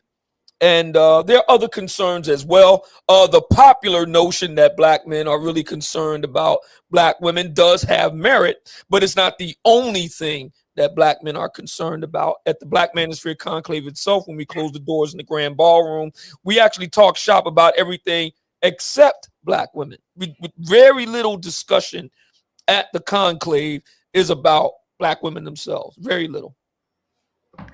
May I address that study, CT? Sure. Obsidian, again, this is what I think you do some of these men a disservice, because for years you all have been saying this, and had you all really bothered to read it and obviously you all don't analyze this, analyze data very well. That saying that this was a self-study. So he's talking about rigorous. This was when you answer the question. So they ask you a question. I don't know how long it took place, but it wasn't a very long length of time that it took place. It had a certain amount of men in it. Men are being asked questions. So self-surveys are the least reliable surveys because people it's emotional. I would almost say they almost go in the opposite direction. So in the methodology, it states the results are not generalizable. So that Black men are the most involved fathers. Actually, it's not true. You would see this bear out in the Black community because if you're the most involved, I would hate to see what the most not the like who what it looks like if you're not involved. Everyone knows that that's not true. We can talk about statistics, outcomes. No, that's not the truth. And this is what people are like filling out a Scantron. Basically, that's what that is. So no, those were not generalizable. Well, can I respond to that? I would like to ask you a question, Republic Tea Room, because I don't deny that that surveys, among the different ways that sociologists and researchers can get information on a particular phenomena, surveys is the weakest form of evidence. I don't disagree with you on that. So I would like to ask you, what would be a better way to do it? Who do you think we should ask? If we don't, since we shouldn't ask Black men dads themselves, what do they think of their parenting? Who should we ask to assess Black male parenting, in your opinion? Oh, statistics, records, the outcomes. Are you eating a turkey sandwich? By the way, you eating a turkey sandwich? No, I'm sampling something I'm cooking. Sorry, that was so rude of me. Okay, but yeah, I hate that. That is real rude. I shouldn't have been. So, Obsidian, this is what. Before you, let me just answer this. Before you ask me that, the fact is, you were hoping that someone up here didn't know that self-survey. It obviously it was just that. It was not some like scientific research and they found this to be true because you didn't go to the methodology. I've noticed that lots of things that you all have spouted in this sector, it's been untrue, but you understand that it brings up an emotion and a kind of a feeling in these Black men who you are leading that it's like look, we are the best, yet it's the Black woman's fault. Yet I don't know how these men are so involved, but we have the single mother epidemic and all these sons shooting guns, and and murk at each other. So that's, and I also think that JP's made some comments. I'm surprised I guess you didn't really address them on a lot of levels. Did you hear what JP said about what he thinks that what manhood looks like, I guess, in the hood, or what it should look like, and we really shouldn't look at what the white man is doing, or what, because there are standards of manhood all across the world, and we know that works when it's put in practice, like healthy masculinity. So would you address what JP was talking about?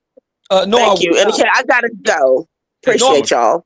No, I would not address what JP had to say. He is his own man, and he has his own views, and he's entitled to his own views. They do not require my reinterpretation or imprimatur or permission or approval. And I would say to you, madam, that if you have an issue with or questions with regard to what the brother Jay Prince said, I would direct you to go and ask him yourself. Thank you very much. Mooncake, so you're about to say something real quick?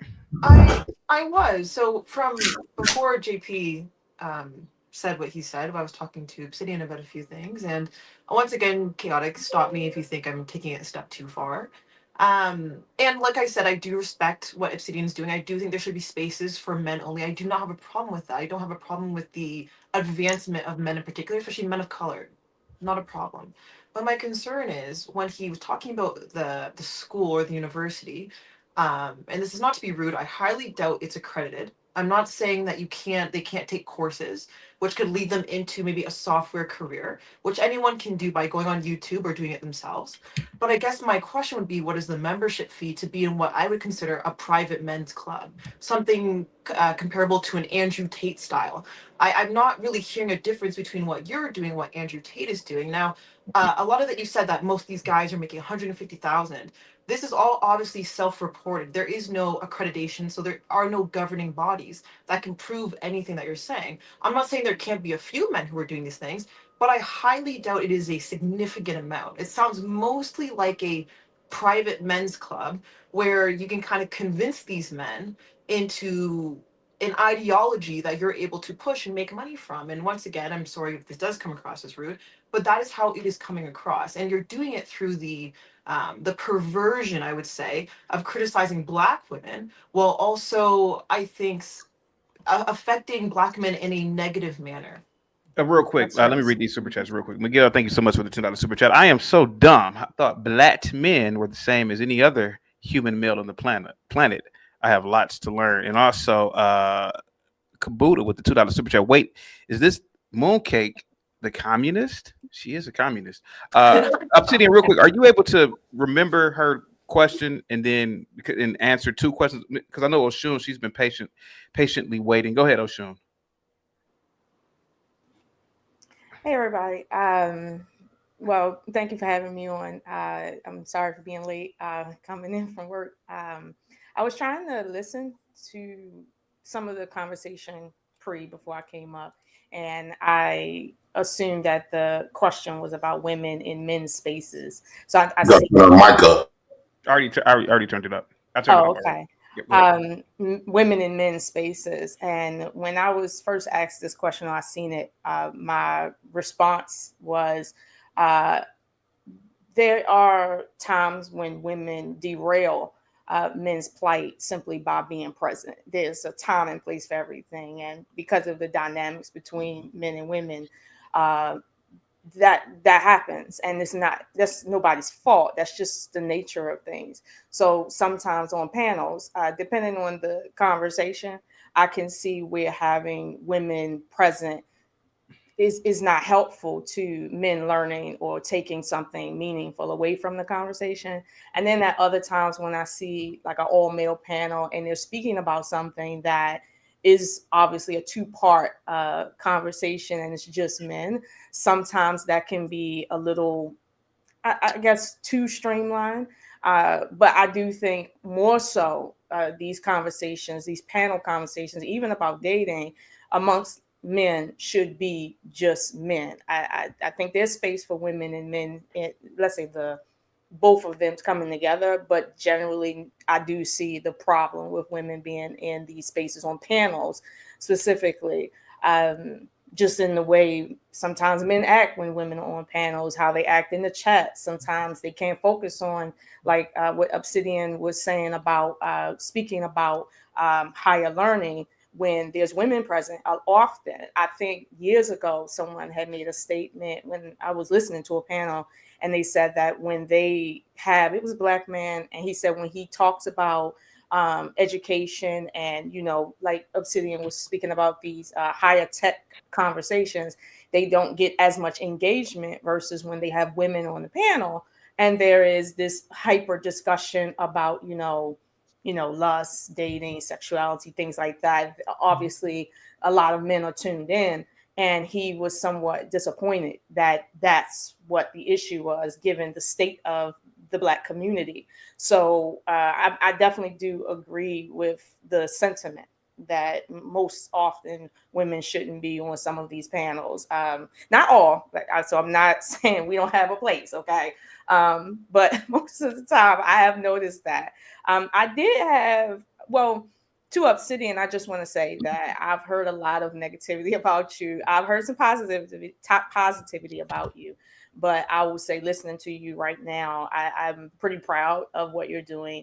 And I don't think, unlike maybe some other sentiments, that your job here is to change the world or change the entire Black race of men through your program. Change starts with one person, but change sometimes can take centuries for a whole continent to change. So I'm I'm pretty glad that you're doing that, and I don't have any questions about that per se. But I did have a question to Mooncakes. You said that, in your opinion, black men are not keeping up with white men specifically. I wanted to know why white men, as opposed to, let's say, Chinese men. I would say white men typically, I mean, they're one of the largest populations in America, so that's why I use them as a reference. It's very Chinese men are like a minority, so for me, it wouldn't make sense to use them. But white men are like their direct counterpart. So when it comes to any type of what's the word I would use? Any type of not game work. I'm trying to remember the word I want to use, but I can't remember. I just think they are in direct competition with white men, and that's what it should be. So to me, that would make the most sense. We can compare them to Chinese men, who typically still do better, but I think it would make more sense to compare them to the majority. I would like to respond if I could to the first question, because I would like to frame it for you a certain way, because I want to ask you too, Obsidian. Mooncakes, no offense, is a young woman. Why does she believe that there needs to be a governing body or an accreditation over what you are doing? Because that was the question, right? Mm. Obsidian? Yeah, I want to lot to unpack here. So our chief technology officer, Theo Waff, is a graduate of the University of Illinois Urbana-Champaign. He holds multiple degrees, computer science degrees, foreign. I'm sorry, I got to. I'm sorry, my apologies. D4 says for the $20 super chat, sponsor for the next show, how to lay stone for a patio. You'd see 0 women on that panel. No offense. Republic Room for the $10 super chat says men's plight. Why are black men still trying to figure out manhood? Echo chambers haven't proven successful for black men. Why aren't black men able to focus? Miss Oshun. ... Other men can do it. BD says this isn't the 80s. We are not on drugs. We take care of our kids. Cashflow Hustle says Mooncakes, respectfully, adult education doesn't require accreditation. Certain billionaires didn't or did not attend college. Go ahead, Obsidian. Go ahead. Yeah, I just want to respond to the statement. So starting over again, our chief technology officer, senior cybersecurity analyst, Theo Waff, is a graduate of the University of Illinois Urbana-Champaign. If you look up the U.S. News and World Report, best engineering schools in the United States, it currently holds a rating. I want to say it's in the top 10. It's a perennial top 10 engineering school. Right now, as of 2025, I think it's either number 7 or number 9th, I believe, MIT being number 1. The Black Manosphere Conclave's Theo University is not accredited. However, its chief instructor has excellent bona fides. He has decades of experience in cybersecurity, etc. He's currently teaching that, as well as a number of other things, as well as an AI course, where salaries are insane. The sheer amount of money in this thing is enough to make you faint. I've done it several times. And he has done a masterful job at training black men from all walks of life and ages to get very lucrative jobs in the big tech sector. And they've done very well for themselves. I would invite you, Miss Mooncakes, to come on out to the Black Manosphere Conclave in Las Vegas in September of 2026, so you can see for yourself exactly what goes on there, and you can talk directly to our conclave brothers. You can interview them as much as you like, and you can hear directly from them what they have to say about the conclave, the training they receive, and the money that they make. How much? So, like, how much is is it just like a free school? Like, is it just like you can just sign up, you join, they get lessons? Absolutely not. I'm glad you asked that. This is not a for-profit. This is not a non-profit operation. We're not here to save the whales. This is very much a private enterprise for-profit enterprise predicated on the premise that we can help Black men become the best versions of themselves across the board and make a shit ton of money doing it at the same time. We do charge a premium because we offer premium experiences. Our conclave last year was held at Houston's Four Seasons. Our conclave this year, back in September, was held at the Hyatt Regency, which is humongous. It's got a convention center inside the hotel, so it's huge. It's humongous. We tend to post up at 4- and 5-star luxury hotel resort complexes for our annual conclaves. It is a premium price, but we pride ourselves on offering premium experiences for our conclave brothers and top-notch instruction, not just with regard to STEM, but across the board. By the way, people that want to know more about the conclave in the Black Manosphere, moreover, can hit us up on our website, blackmanosphere.com. Very easy to remember, blackmanosphere.com. You can see everything for yourself right there. Sitting, can I ask you a question? Oh, I did the chat. CD says for the $10 super chat, why is the focus always on how well Black men compete, but never on how Black women compete? I was just going to ask. That is why Kevin Samuels made Black women glitch. He asked, how well do Black women compete versus their non-Black female counterparts, and they don't. That was one of the questions I was about to ask, because it's always focused. Sidian, can I ask you a question? Yeah. I would just like to. So yeah, because that was one of the questions I was going to ask. Why do we always got to focus on Black men competing? Because it seemed like what it sounds like when you're hearing them from the Republic and Moon case, mainly people that are not really Black, but who are the man, right? There's always hyper focus on Black men competing, but it's never focused on Black women being better mothers, better wives, better women in general. So the question I want to ask you, when Republic Room try to debunk from this Black study, right, this Black male study, how come in order for us to receive information, well, in order for Black women to receive information, she only want to receive it from the men who have subjugated not only Black men, but Black women and the children. So why is it every time we have these conversations, Black women uses and weaponize people that's not even Black men or have not even lived the experience with Black women versus like how we experience Black women the way we do? Why is they willing to take our experiences and what's real for us Black people from people that's not even Black, that's already had ill intentions of Black people, especially Black men?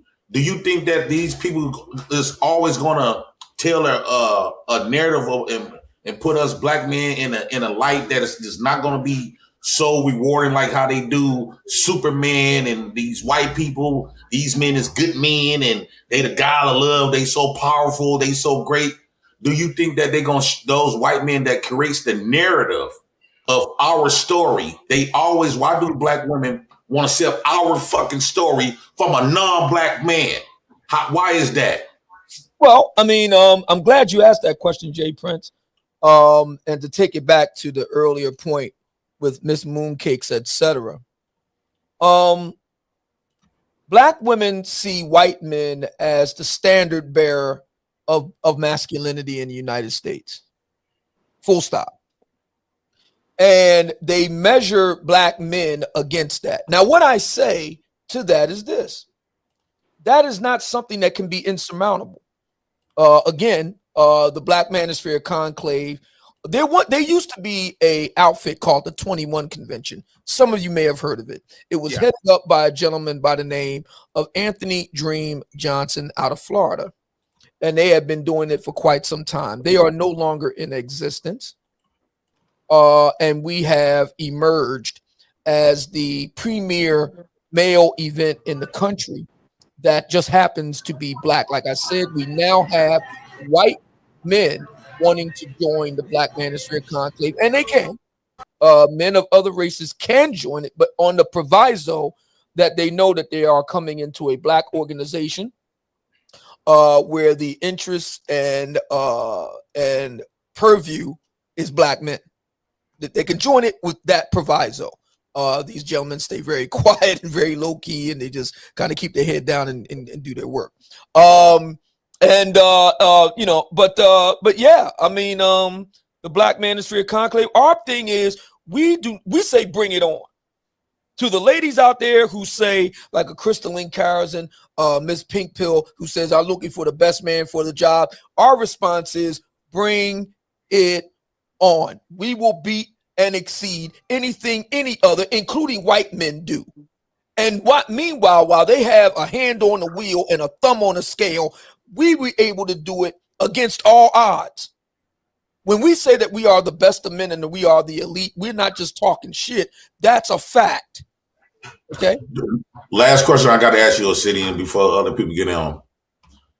Do you think, knowing the dynamics between black men and black women, and knowing the systems that's basically creating black women to be against them, and also it's not just the system, non-black people who have sided with, who are just using black women and pump their head up with a bunch of madness to hate black men train.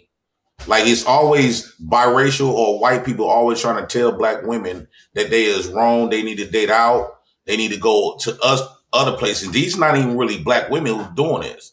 But do you, knowing that the dynamics and that this black woman gonna grow up and betray you, black man, and knowing how these black women have shown black men that they are your enemy, passed down from the white man, as a black man, because Obsidian, am I wrong if I state that I don't think us black men should no longer want to create with our seed a black woman, because it served us no purpose. Once upon a time, black men created black men and black women. Why? Because to make the black man and the black race stronger. But since the black women would grow up and betray the black man and can try to use the white man to leverage our conquerors over us, why should we? I know you're gonna be politically correct. I don't know.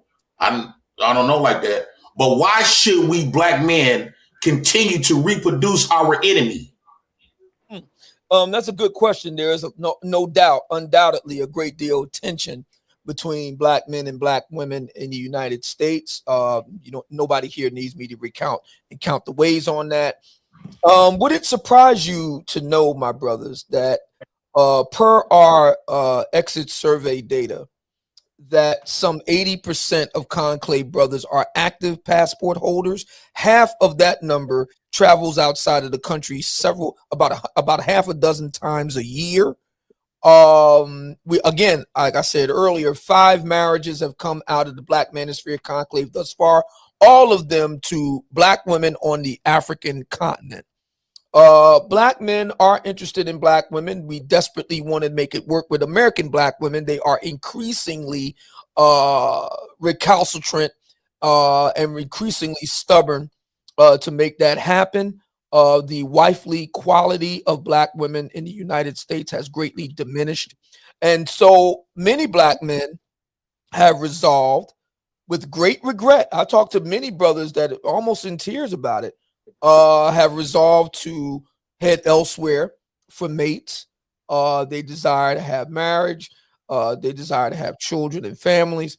And so they go to the Afro diaspora, if you will.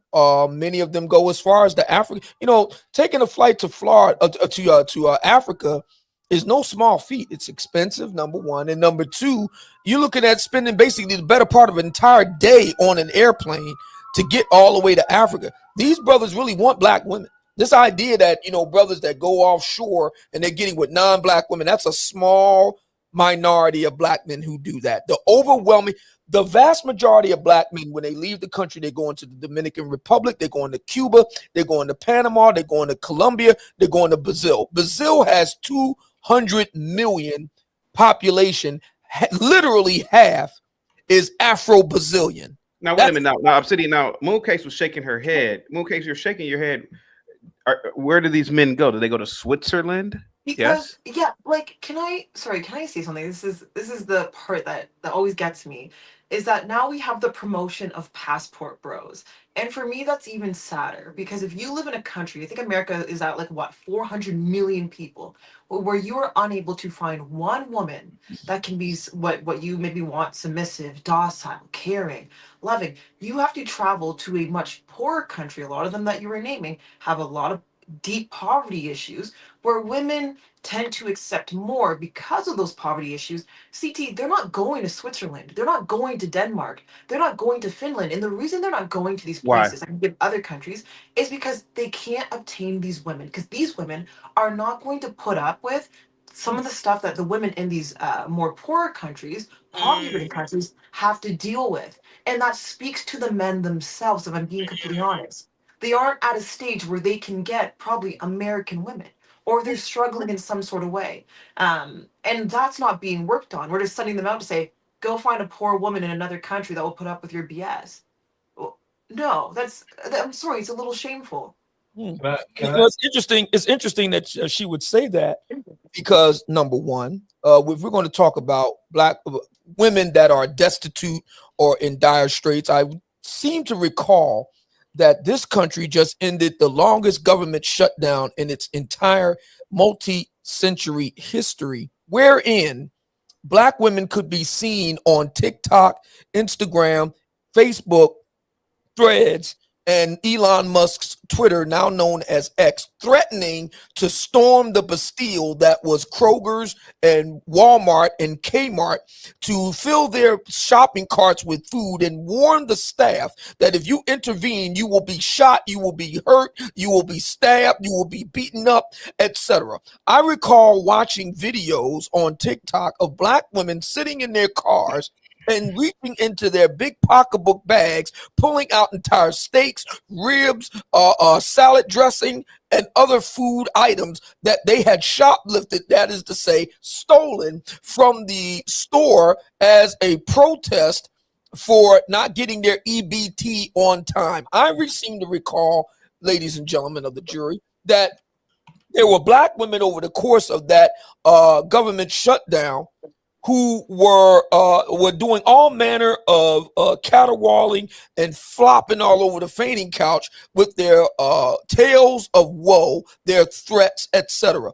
The crack R&D department, of the Black Manosphere Conclave, one of my conclave brothers, pride of Wayne State University, STEM brother, featured in the Wall Street Journal last year for his numerous real estate holdings in the Detroit area, did an impact study and found that every time a brother files a DS-11 form with the U.S. State Department and receives his passport, a black woman somewhere in Black America is taking a $30,000 a year hit year on year. There are only 4 states in the union wherein black women earn on average $45,000 or more, and one of those isn't even his state. It's Washington, D.C. Only 4 states in the union where black women make over $45,000 a year. So if we're going to talk about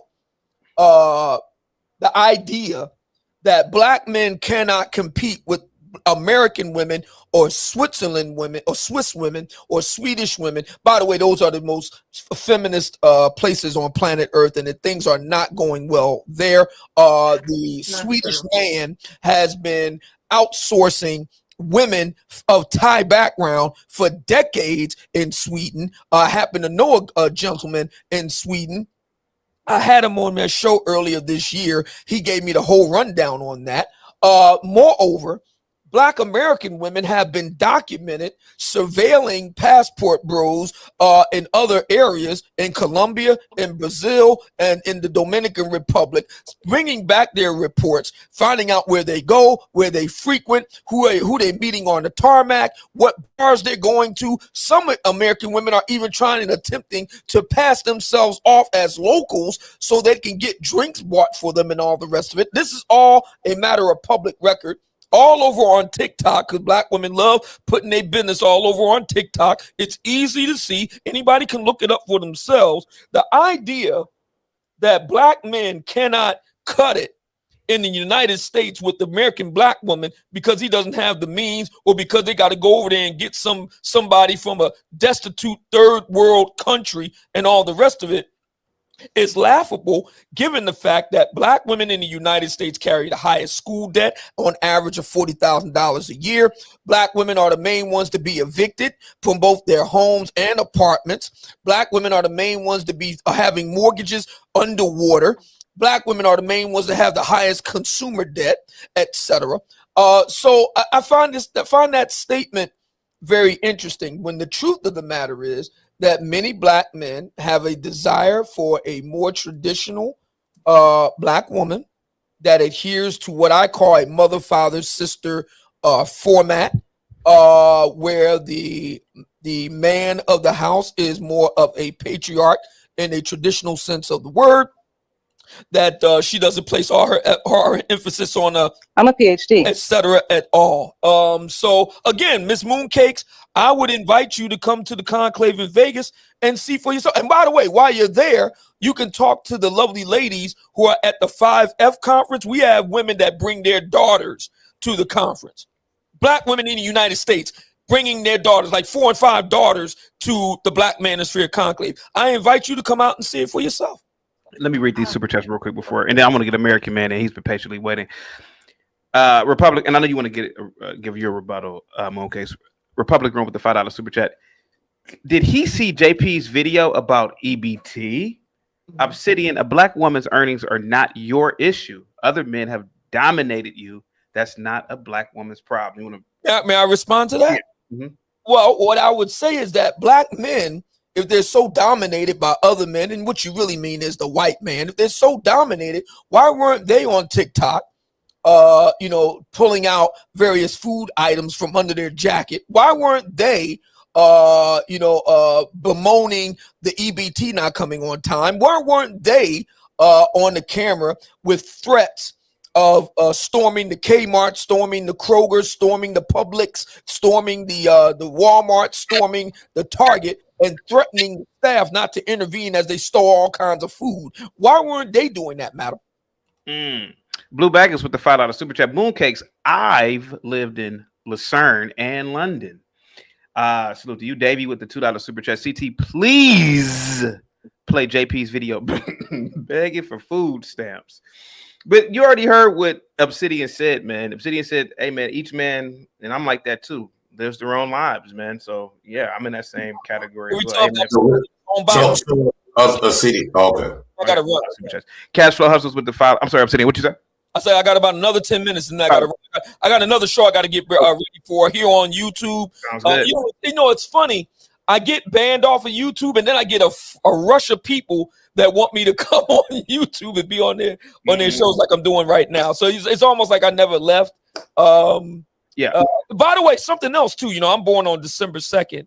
Did you know that Andrew Tate, who's also been banned from YouTube, is born on December 1st, and Tommy Sotomayor, who's also been banned from YouTube, are born on December 11th. So we all are born in December. We're all Sagittarians, and we're all kind of banned. We're like telling the truth.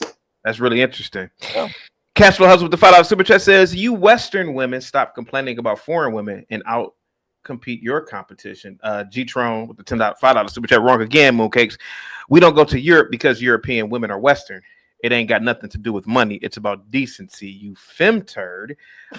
Blue Baggins with the $10 super chat. Mooncakes knows shit. I've lived in Europe for plenty of years, and there are plenty of Black passport bros here. It's not that we can't get American women. It's that we don't want you bitches. CD says, if anything, as a Black man, we compete better versus white men, then black women do white women. If non-black women like black men more than non-black men like black women, doesn't that suggest we must be out competing better than black women? American man, you want to ask Obsidian a question before he leaves? Can I respond after? Sorry, CT. Yeah, if he got the time, yeah. Obsidian, Yeah. Nice to be on a panel with you again. I was on your panel when you had Pearl on and the Nignogs crashed out and was going all crazy a couple of years ago. So mooncakes, right? Because I don't like. I agree with what Obsidian says because I'm a man's man. Mooncakes said some things.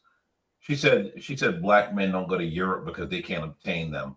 Most of the reason why a lot of these weak black men don't go to Europe is because they believe in the racism grift that was fed to them by liberal white women and liberal black women. That's why black men don't go to Europe. Yeah. Now I recently, and CT, as you know, I'm with a black woman and have a black family, love my black children.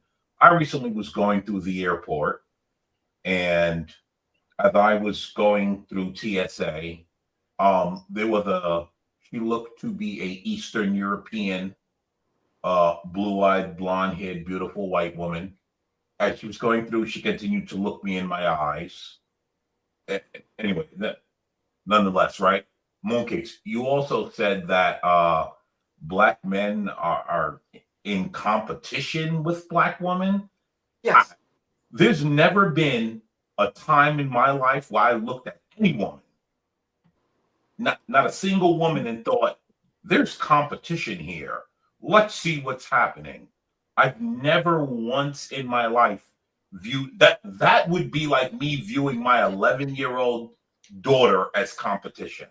It's absolutely ridiculous. No real black man would ever look at a black woman or a woman or any woman, or no real man would ever look at any woman and think there's competition here.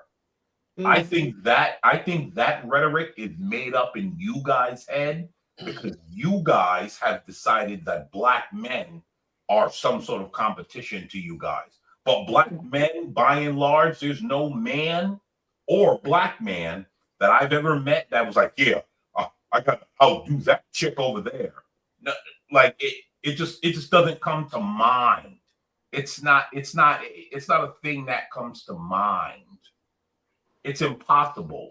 I understand you may want to believe that is how it works, but that is not what is happening. We largely ignore you people, and we go for the big fish. Before you respond, mooncakes, I'm sitting there. I don't know how much time you have left, but yeah, I have time for one more question. Okay. Anybody with Obsidian, and then like Obsidian to respond to what I said about the competition thing. I don't have any response. I think you are very straightforward in what you said, and like you said, you're a man's man. You said what you said. I have no response. I'd love to respond. What was it? What was it? Obsidian before you go. I'd love to respond to both of them, but I mean, okay, JP, I don't want to. All right. So, Obsidian, I think I kind of know how you're gonna think about it, because I compete with black women, and the reason why I say that I compete with black women, because like I did go viral on World Star for getting food stamps, because if they're gonna say that we are not like if we are not like our grandmamas, and we want to be equal, and we just as equals as a man. So what I decided to do is, since they always want to challenge men and challenge us, woo out the bam, so I took off my pants and let them put it, right? So now I got both of my baby mamas on child support. I got both of my baby mamas. I get to call the police, they probation officer, just like they did us. So I'm putting them in the same position that they have been putting black men in and I gaslight them too. I put them through so much hell and say, well, it's your fault. You wasn't there. So, because Obsidian, I truly believe that in order to teach a bully, you got to give them that same energy. So black women be sitting up here gaslighting us black men when we talk about this stuff. Why? Because they never experienced the type of responsibilities that us black men have. I'm going to let these black men go out there and try to be the man of the year. What I'm going to do, I'm going to take these pants off, let these women go out there and ram, and let them scrape up their knuckles, let them go to jail, let them go to prison for child support that I'm going to put my baby mama in come Monday to call the police on her because she haven't paid in 5 months. That's a class I felony where I come from. So I'm doing the same type of stuff, and I know people going to say, oh, that's not manly. Well, we get the standard of manly from white folks, right? And they keep trying to hold us to a standard from yesteryears, and they not being the standard of yesteryears. Since they update and since they upgrade to the modern time, I'm upgrading to the modern time. If it's equal, it's going to be equal on both ends. So I shouldn't get called less of a man because I want to stay at home with the kids, which I am raising all of my kids by myself. And these women, my baby mama's got felonies. She on probation. She on child support. I just got approved for W-2 checks. I'm on the wait list for Section 8. I got all the kids back there. We just got our EBT hit just this morning. I'm doing, and it feels good, Obsidian. I ain't gonna lie to you. It feels good to watch a black woman suffer the pain that black men been suffering for 50 years, and I'm gonna gaslight them. It feels wonderful to watch a black woman suffer the same stuff that they gaslight us black men for. What do you think about that, Obsidian? Well, that was interesting. And JP, you sound like you definitely have your own worldview and have your views and ideas. And I want to thank my man Rush of the Labuto Network and Chaos Truth for having me on this evening. And again, Miss Mooncakes and anyone else that would like to check us out, we'll be in Las Vegas for the 6th annual Black Manosphere Conclave in Las Vegas, September 2026. For tickets and info, www.blackmanosphere.com. And thank you all, and good night and good luck. Obsidian, good night, man. Thank you so much for coming. Thank you so much. Thank you. Let me read these super chats. Thank you so much, Obsidian. CD says, for the $5 super chat, you can tell how psychologically messed up